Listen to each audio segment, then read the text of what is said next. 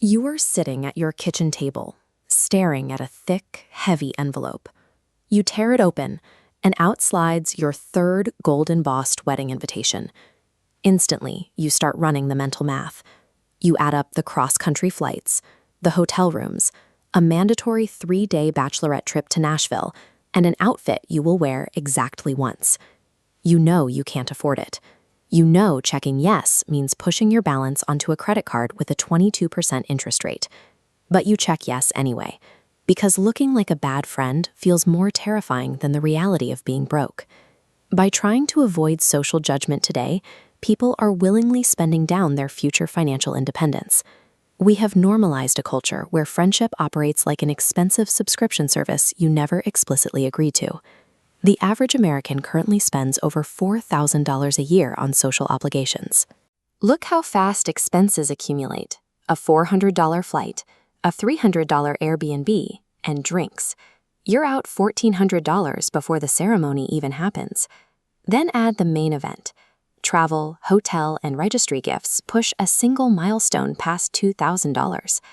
Modern wedding attendance has become a mandatory, self-funded financial obligation.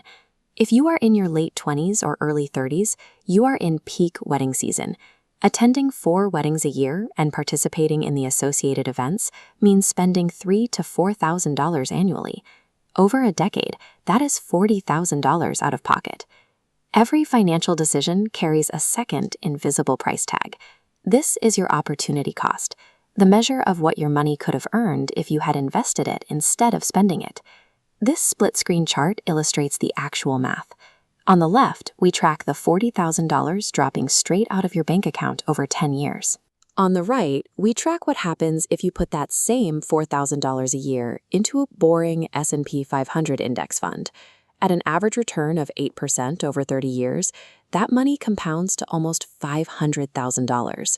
The math deteriorates rapidly when we factor in the debt. Putting these trips on a 22% credit card creates an $80,000 gap in your future net worth through interest alone. The true cost of participating in standard wedding culture is trading away $500,000 of future wealth for the privilege of standing in matching outfits. Why do highly intelligent individuals choose severe debt over simply declining an invitation? It comes down to a behavioral economics concept called social proof.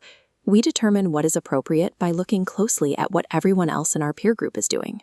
When your entire social circle treats spending thousands of dollars on a wedding party as mandatory, your brain interprets deviating from that norm as a failure. You comply because opting out feels like a social betrayal. Your brain also plays a trick on you to justify the cost. Because the pain of the payment is diluted across the fun of a group trip, you miscategorize it. You code it as entertainment instead of a major financial expense. You end up paying an exorbitant existence premium just to maintain your social standing and fund someone else's perfect aesthetic.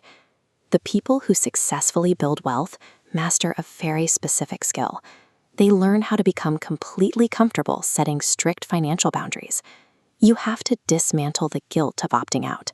You do not owe anyone a weekend bachelorette trip to Nashville, and you do not owe anyone a $300 gift from a registry.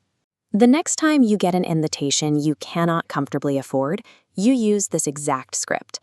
I want to celebrate with you, but I can't justify spending that much right now. I'd love to take you out to dinner locally to celebrate instead. A true friend cares about your presence. They do not require your purchasing power or your financial participation to maintain the relationship.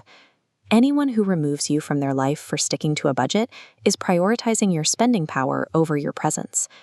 The crucial final step is taking the money you just saved from declining that obligation and automatically redirecting it into an investment account.